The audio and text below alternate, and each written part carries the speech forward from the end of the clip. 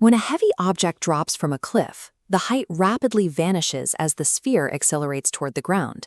In a system where energy is conserved, the mathematical sum of an object's motion and its position remains an unchanging constant. Look at these 2 meters tracking the fall.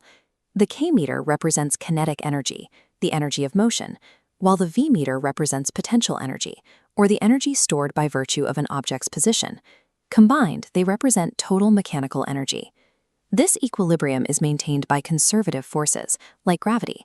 A force is conservative if the work it performs on an object results in stored energy that can be fully recovered as kinetic motion later. Because gravity is conservative, the work it does depends only on the starting and ending elevations. The specific path taken between those 2 points does not change the total energy transaction. Mechanical energy conservation acts as a universal ledger, ensuring that every unit of height lost is perfectly accounted for as a gain in speed. This diagram shows a cliff drop. At point H, the ball is at rest. Energy is entirely potential. Passing point H, potential energy shrinks while kinetic energy grows equally.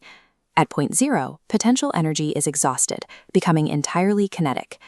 Because the ledger is balanced, the energy state at the top of the cliff is equal to the energy state at the bottom. Equating these top and bottom states allows us to solve for the final impact velocity using only the starting height and the pull of gravity. In reality, non-conservative forces like air resistance act as a leak in this ledger, dissipating a portion of the mechanical energy as heat. However, by focusing on these isolated energy states, we can predict the end of a fall without tracking the second-by-second details of the descent. This diagram shows a pendulum system, where a bob of mass m moves through a semicircular arc from point A down to point B. Calculating the speed of this bob using Newton's laws is difficult, as the direction of motion and the force angles are constantly shifting. We have only 2 external forces to consider, the downward pull of gravity and the tension holding the string together. Look at the relationship between these 2 vectors. Because the string tension is always perpendicular to the bob's displacement, it performs no work on the system. With tension performing no work, gravity remains the only force dictating the energy changes in the swing. Since gravity is conservative, this complex curving pendulum follows the exact same mechanical ledger as an object falling in a straight line. We can find the bob's speed at its lowest point by setting the energy at point A equal to the energy at point B.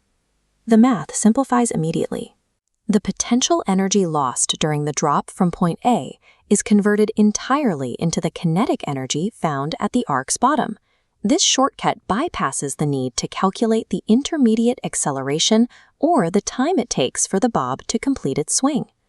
Mastering energy conservation provides a way to solve the most complex mechanics problems by focusing on the states that stay the same. While an object's speed and position are in constant flux, the total energy remains an unshakable constant. Mechanical energy conservation is the ultimate shortcut for navigating the laws of physics.